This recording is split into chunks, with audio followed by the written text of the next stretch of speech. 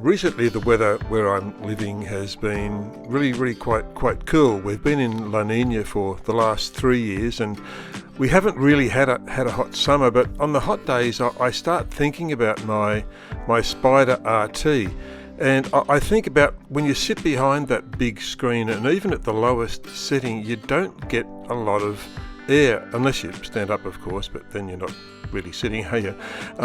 But I have a new screen for this bike. This one's a little bit damaged, and at some stage I'm going to swap out the old screen for the new screen. But because I've got an old screen, I've had the idea that maybe I could cut this screen, the current screen, down really short, and I've done it plenty of times on various screens, so that's not really a problem, and to make it a really short screen that would allow plenty of air. But before that I thought, well, I really should take this screen off, see what it's like without any screen at all, give it a run, see how I feel about it, and then maybe if I'm confident that the short screen would work, I can cut this one down. But let's have a look at the process of taking the screen off and taking it for a run and seeing how it goes without the screen.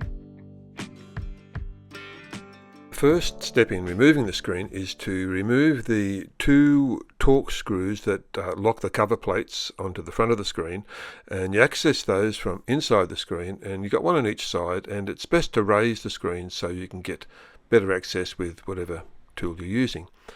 With the screws removed, move around to the front, slide down the cover plates to disengage the tabs and remove the plates, and just be careful, everything about them is like tapered and they do want to tend to slip out.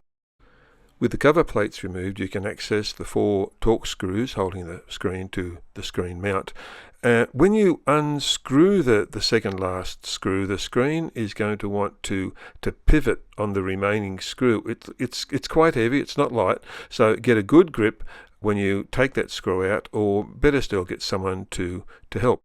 Once the screw is off, you take off the 2 rubber cushions. They're marked left and right to make it easier to put it back together again. Once they're removed, there you have it. And first impressions is I kind of like it, but let's see how it performs. The first thing that is so totally obvious when you get on the bike is how clear the vision is. It's a wide view, just really like being on any naked two-wheeler, I guess. It's a really clear vision, and when you're used to having all this machine around you and the screen in front of you, and it seems to be a little bit too high and that the top of it's in your vision, and it's so nice, and it makes the bike feel just so different, that one thing alone. The second thing is the wind, and there is a lot of it, of course, but it's clean air. You can still feel the breeze in whichever way the wind might be blowing from the side, and maybe a little bit more than with the screen, but it's not a big deal. I'm around about 5'10", and with no screen at all, the air's hitting me in the chest, so my head is in clean air, and that's good. You just feel the air rushing past the upper part of your body and not pushing your head around at all. I really like it. If people are a little bit shorter than me, maybe it might hit you in a different place, but again, it's easy enough to try it. And the third thing was, how does it go in the rain? Well, actually, really poorly, as you might have guessed. Look, when I took it for the ride, I took it for about 50-60 kilometres, I guess, and it was always going to be a little bit dodgy whether I was going to hit rain. And not having wet weather gear in the machine like I should have, but the last 10 kilometres it absolutely bucketed down, totally and completely drenched. Probably a little bit quicker than with a screen, but by the end I was in heavy traffic and just drenched. So the important thing that I did notice as it started to rain was that I initially did get wetter quicker than I would have with the screen, of course. So I guess it's about the same as a naked two-wheeler, actually.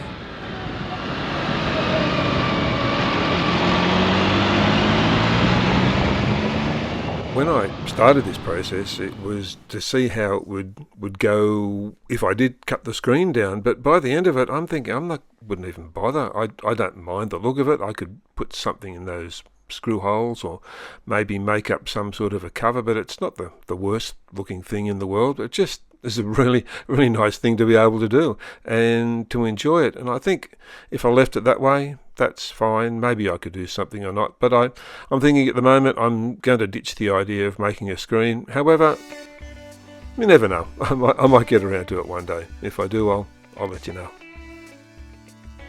Of course, the intention was always to put the screen back on. It was never going to stay off all the time. But what it did show me was that it can be taken off relatively quickly and easily if the weather suddenly turns hot, and when the weather gets a bit cooler again, or you are going for a longer trip, it's easy enough to put back on.